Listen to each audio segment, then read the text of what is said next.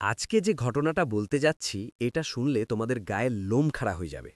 আমি নিজেও যখন প্রথম শুনেছিলাম তখন বিশ্বাস করতে পারিনি, কিন্তু যখন প্রমাণগুলো একটার পর একটা সামনে আসতে লাগলো তখন আর অবিশ্বাস করার কোনো উপায় ছিল না। একটা পরিবারের সাথে যা হয়েছিল সেটা জানলে তোমরা আজ রাতে ঘুমাতে পারবে কিনা আমি জানি না। তো চলো শুরু করা যাক। ঘটনাটা ২০১৮ সালের। জায়গাটা সিলেটের একটা গ্রাম। গ্রামের নাম বলবো না, কারণ সেই পরিবার চায় না তাদের পরিচয় প্রকাশ হোক। তবে নাম আমি বদলে দিচ্ছি, যাতে কেউ চিনতে না পারে। ঘটনার মূল হল রাকিব ভাই। রাকিব ভাইয়ের বয়স তখন ৩০-এর কাছাকাছি। ঢাকায় একটা প্রাইভেট কোম্পানিতে চাকরি করতেন। তার বউ নাজনীন ভাবি আর তাদের ৫ বছরের একটা মেয়ে ছিল, নাম আয়াত। রাকিব ভাই ঢাকায় ভাড়া থাকতেন মিরপুরের দিকে, কিন্তু তার বাবার দিকের পৈতৃক বাড়ি ছিল সিলেটের ওই গ্রামে। বাড়িটা অনেক পুরনো। রাকিব ভাইয়ের দাদা সেই বাড়ি বানিয়েছিলেন বহু বছর আগে। তারপর রাকিব ভাইয়ের বাবা সেখানে থাকতেন, কিন্তু বাবা মারা যাওয়ার পর বাড়িটা প্রায় ফাঁকাই পড়েছিল। মাঝে মাঝে গ্রামের একজন কেয়ারটেকার গিয়ে দেখাশোনা করত বাড়িটা। এখন হলো কি, ২০১৮ সালের জুন মাসে রাকিব ভাই ঠিক করলেন যে বাড়িটা একটু মেরামত করাবেন।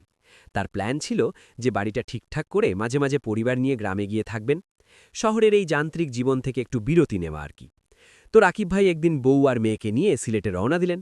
বাসে প্রায় ৭ ঘন্টার জার্নি। সিলেট শহরে পৌঁছে সেখান থেকে আবার লোকাল সিএনজি নিয়ে গ্রামের দিকে রওনা দিলেন। গ্রামে পৌঁছতে পৌঁছতে বিটেল গড়িয়ে সন্ধে হয়ে গেল। বাড়িতে ঢুকেই রাকিব ভাইয়ের একটু অদ্ভুত লাগল। বাড়িটা অনেকদিন বন্ধ থাকায় একটা স্যাঁতস্যাঁতে গন্ধ ছিল। দেয়ালে জায়গায় জায়গায় স্যাঁতা পড়েছে, ছাদের কিছু জায়গায় পলেস্তারা খসে পড়েছে। কিন্তু তবুও বাড়িটার একটা আলাদা সৌন্দর্য ছিল। পুরনো দিনের ডিজাইন, বড় বড় জানালা, উঁচু ছাদ। রাকিব ভাই কেয়ারটেকার জব্বার কাকাকে আগেই ফোন করে জানিয়ে দিয়েছিলেন।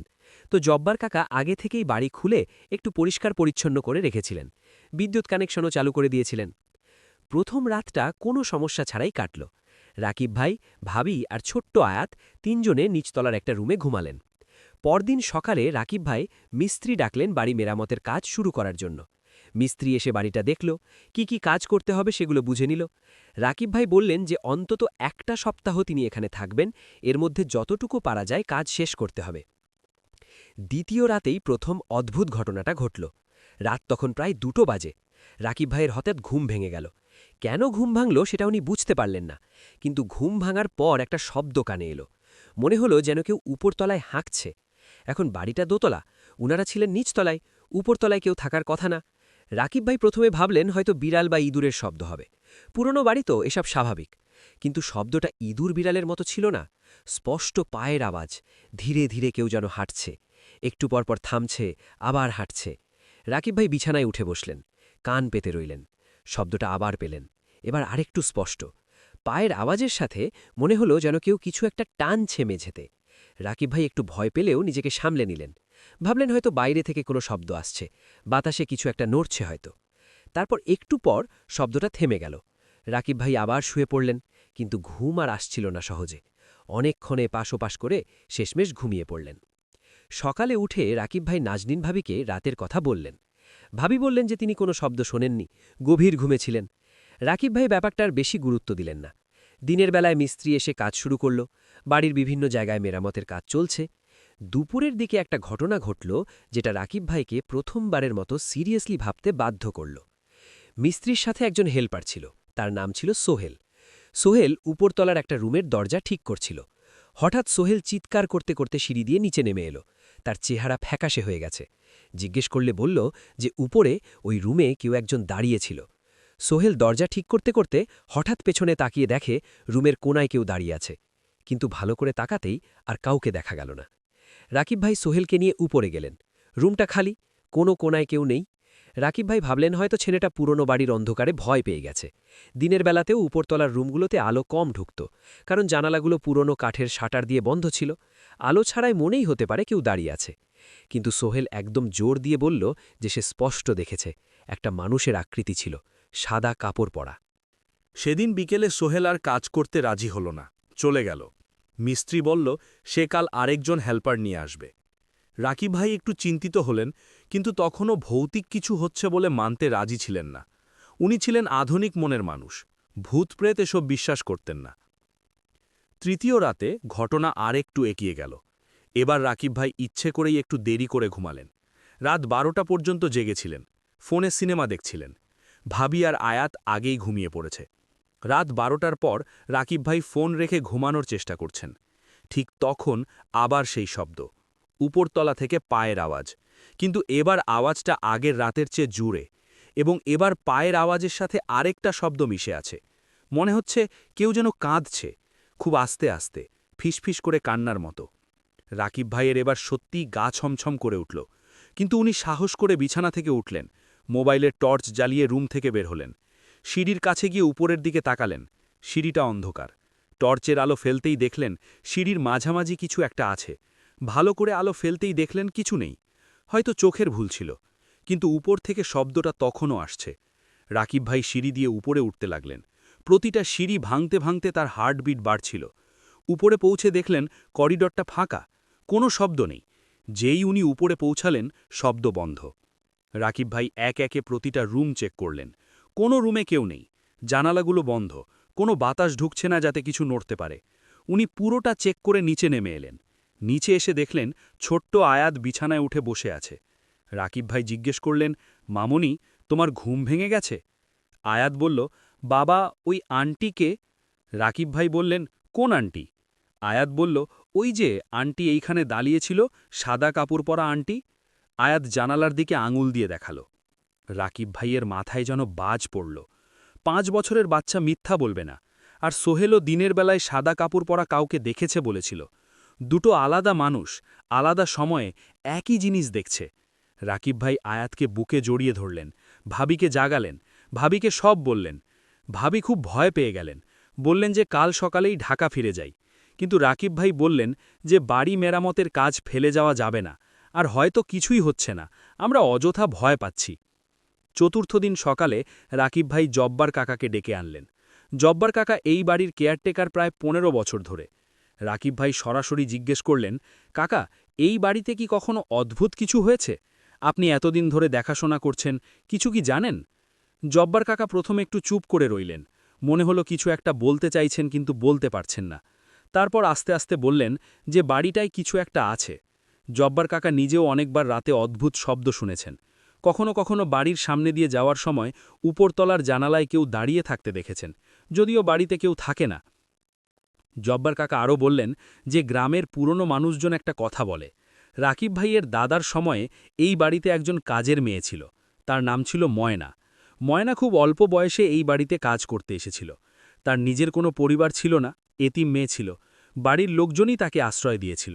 ময়না বাড়ির সবার খুব প্রিয় ছিল, কিন্তু একটা সময় গ্রামে গুজব রটে যে ময়নার সাথে বাড়ির কারো অবৈধ সম্পর্ক আছে।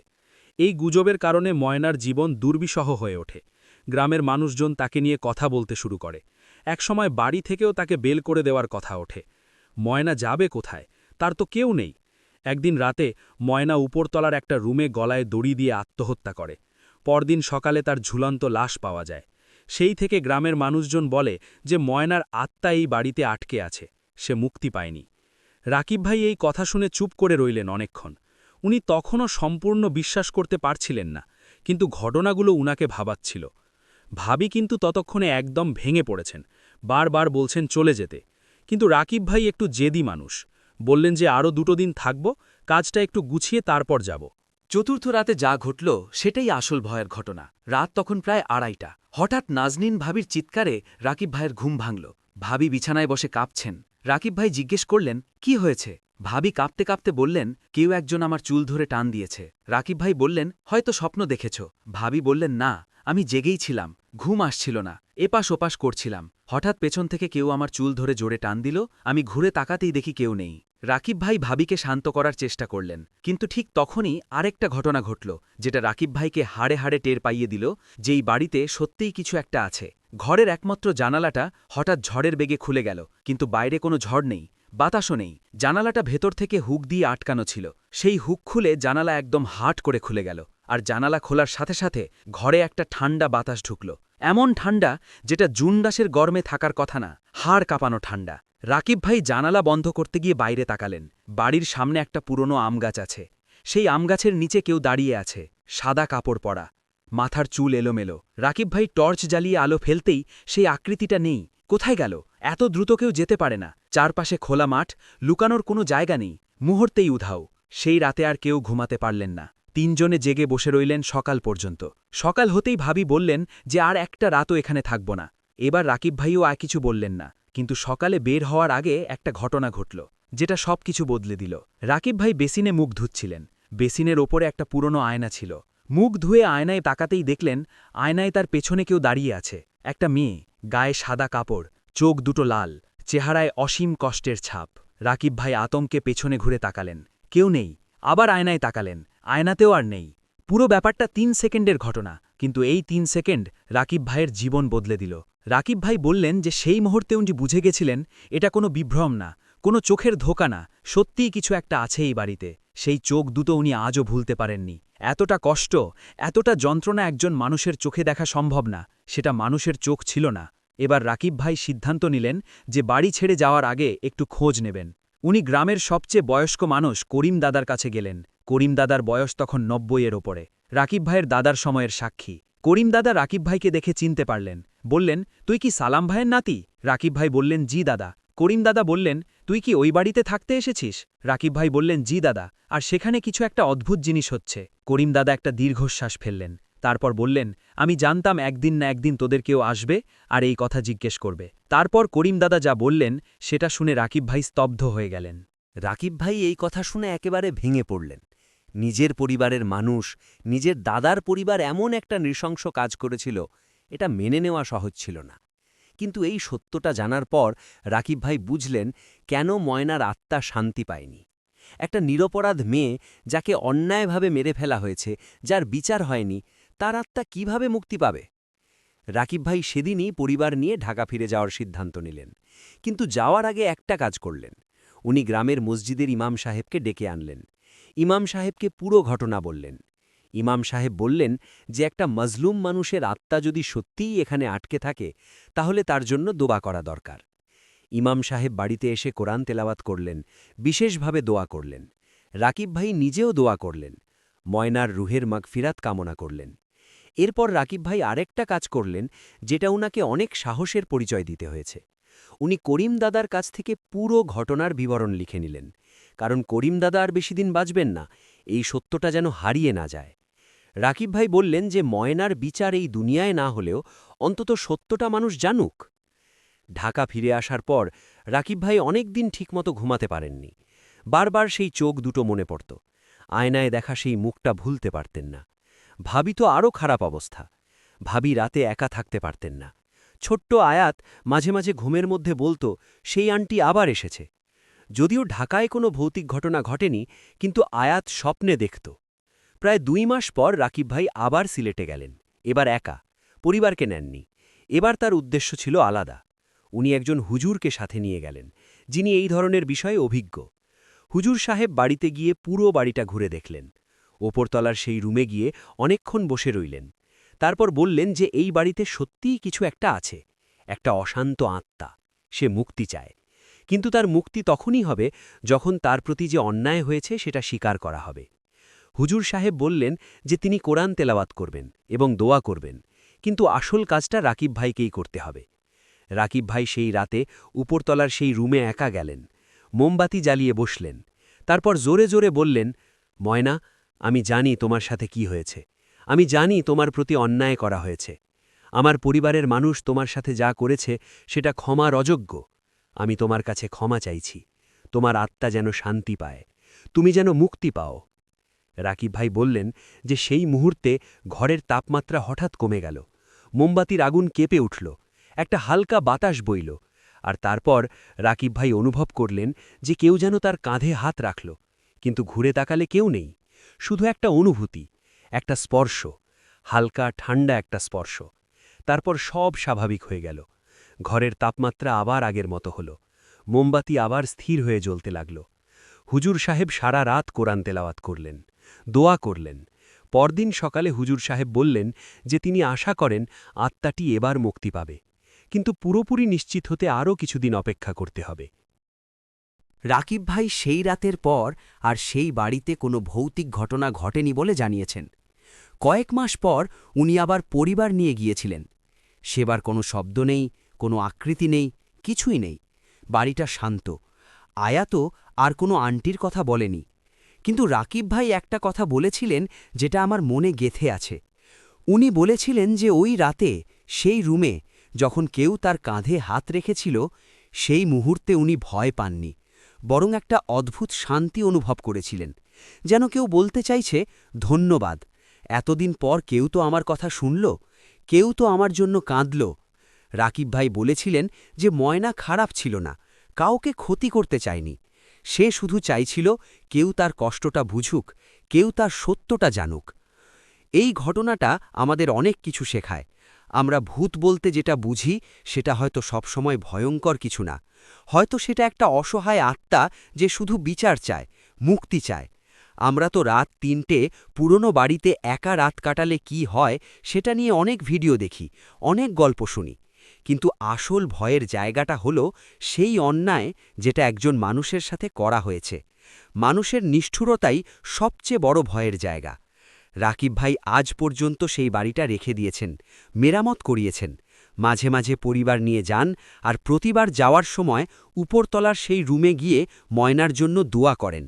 রাকিব ভাই বলেন যে এটা ওনার দায়িত্ব। ওনার পরিবার যে অন্যায় করেছে তার প্রায়শ্চিত্ত উনি করবেন।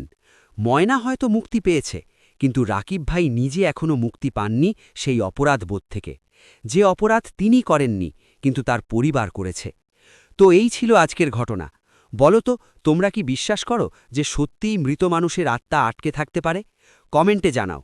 আর হ্যাঁ, তোমরা অনেকেই হয়তো সত্যিকারের ভৌতিক ঘটনা যা ঘটেছিল অন্ধকার রাতে এরকম ভিডিও দেখে থাকবে ইউটিউবে।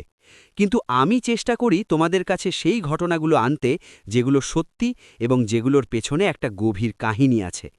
আজকের ভিডিওটা যদি তোমাদের ভালো লেগে থাকে একটা লাইক দিয়ে দাও। আর যদি এরকম সত্যি ভৌতিক ঘটনা আরও শুনতে চাও তাহলে চ্যানেলটা সাবস্ক্রাইব করে রাখো আর বেলের আইকনটা প্রেস করো, যাতে নতুন ভিডিও আসলেই তোমরা নোটিফিকেশন পাও। আজকের মতো এটুকুই। দেখা হবে পরের ভিডিওতে। ততক্ষণ পর্যন্ত ভালো থাকো, সুস্থ থাকো।